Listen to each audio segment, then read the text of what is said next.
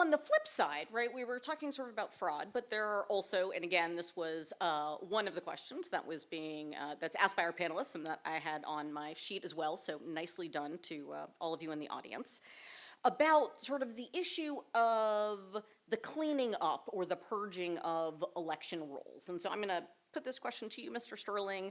What does it mean to say, right, that there is a sort of looking at the voter registration rolls and the potential removal of people, right? How does it work? And also, right, what can you say to those that have concerns on the flip side that eligible voters might be incorrectly taken off that list? Well, list maintenance, we don't use the term purge because that's just a pejorative term intended to have a partisan outcome, is absolutely mandated by both federal and state law. And people say, well, what if somebody registers and doesn't vote for 20 years, but they want to come back and vote? One of the issues you have is we have laws built around our active voter list. The active voter list says how many people you can have at a precinct, how many poll workers you need to have, how many machines you're going to have, how many ballots you have to print up to have ready as emergency ballots. So we need to have good, clean lists. Because if you have bloated lists with dead people or people who have moved to other states, you end up having a false sense of what the voting environment is, and it's next to impossible for election administrators like Aiken and the people that Jesse is training to administer the election appropriately and properly so we can get these good outcomes that we have. So in Georgia, we do more list maintenance than basically anybody in the country. We do have, undoubtedly, the cleanest list in the United States of America.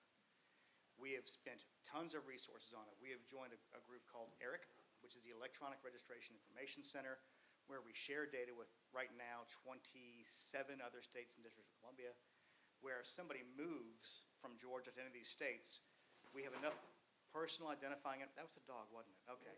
Is there a puppy? I'm a dog owner, so I know that shaking noise. Where we can use personal identifying information to know when a person's moved to another state. We have now set up tools we will email or mail those people if we have the availability, and they can cancel a registration. They have to, according to the National Voter Registration Act, which requires this, you have to have a wet signature or a signature that a person is authorized to be used to be removed from the list. Now, we have some of the things that in Georgia that have been a point of partisan contention sometimes is there's 3 different ways you have to become inactive first. Inactive can be done several ways. And then once you're inactive, you have to go through another 2 general election cycles. And you get sent a mailing going, hey, are you really, really there? Just let us know. And it takes about 10 years from the start to the end of the process. But one of the things we have in Georgia, and the reason we have some of the cleanest lists, is we have something called automatic voter registration. So whenever you get your driver's license, and we have renewal periods that are every 8 years, that counts as a contact with your elections office. So you don't really have to go out of your way to remain active. If you're inactive, it doesn't change anything. You can show up and show your ID and vote, so you can stay on the rolls.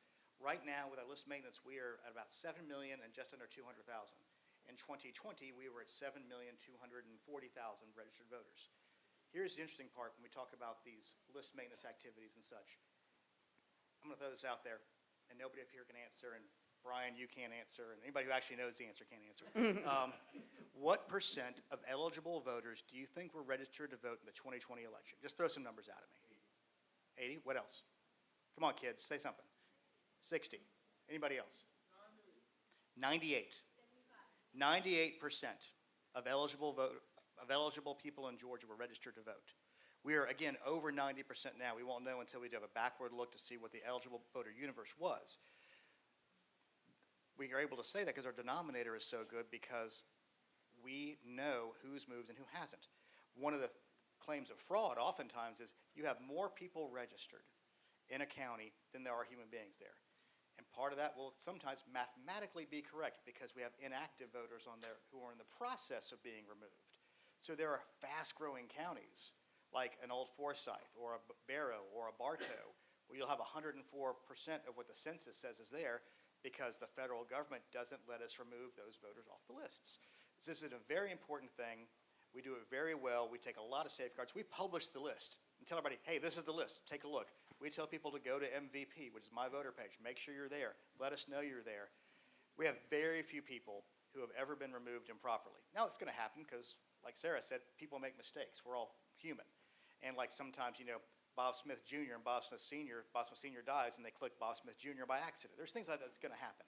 But the reality is we have very clean lists. We have lots of safeguards.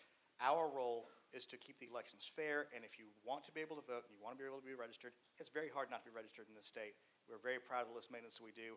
And again, I get accused of both siderisms because people who are claiming the purges are a way to suppress votes is just as much as a falsehood as those saying that there's voter fraud. It just is. Okay, excellent.